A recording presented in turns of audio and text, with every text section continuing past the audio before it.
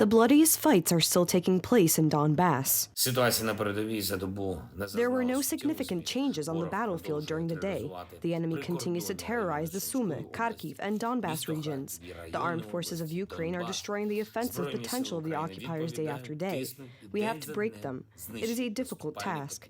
It takes time and superhuman efforts. But we have no alternative. It is about our independence, our future, and the fate of the entire Ukrainian nation. Russian civilian fire has become commonplace. People are evacuating from the destroyed cities. 30%, approximately 65,000 people, are unfortunately still in the city. But after the Sunday attacks on Kramatorsk and attacks on Slavyansk, they are starting to pack. We see cars, buses, and minibuses in the courtyards and in front of the houses. Pack your bags and go. Kramatorsk has been under fire many times. It's terrifying. I know what it's like to run into the basement. But you have to look for shelter. However, not everyone is able to leave the house. I am not going anywhere. We have no money to go anywhere. What will I pay with? My pension, which maybe I won't even get? I ran away before, and I know what that means. I'm not going anywhere, even if they kill me. After the Russians conquered Lysychansk and Severodonetsk, Sławiańsk became the front town. Authorities are urging residents to evacuate as quickly as possible.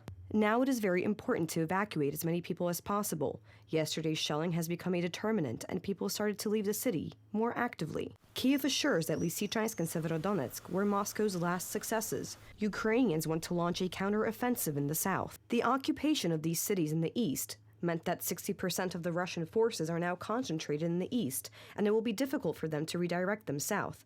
There are no more forces that can be displaced from Russia.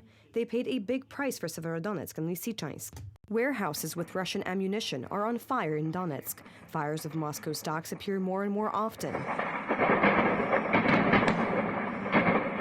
Russians are blocking Ukrainian grains all the time. This shameful practice is destroying the Ukrainian economy and causing the world food crisis. Farmers are asking for help. We know this is a problem, but I think there are other countries in the world that can help us. Can't they see it? Don't they understand?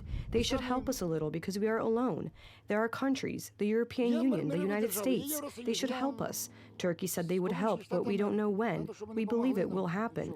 I can't say anything else about it. If other countries help us, everything will be fine. We believe in it. We may, however, believe one thing, but things may turn out differently.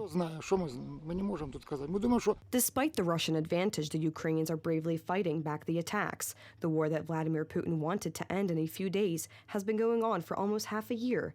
The losses incurred by Russia are severe, but as experts emphasize, Ukraine will not be able to cope without the support of the West.